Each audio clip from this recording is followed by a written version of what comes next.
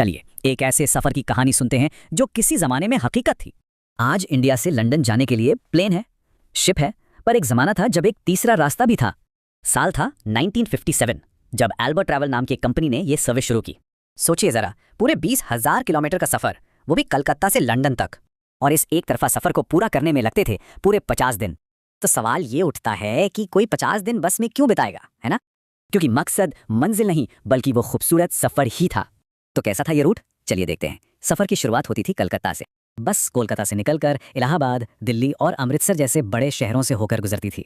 भारत के बाद बस पाकिस्तान में दाखिल होती थी। अगला स्टॉप रावलपिंडी। इसके बाद आता था अफगानिस्तान के खूबसूरत पहाड़ों और ईरान के रेगिस्तानों का नज़ारा।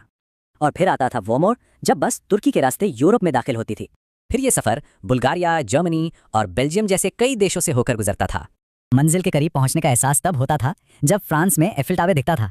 और आखिर में 50 दिनों बाद ये शानदार सफर लंदन के बिग बेन पर खत्म होता था। ये सिर्फ एक बस राइड नहीं थी, बल्कि जिंदगी भर याद रहने वाला एक एडवेंचर था।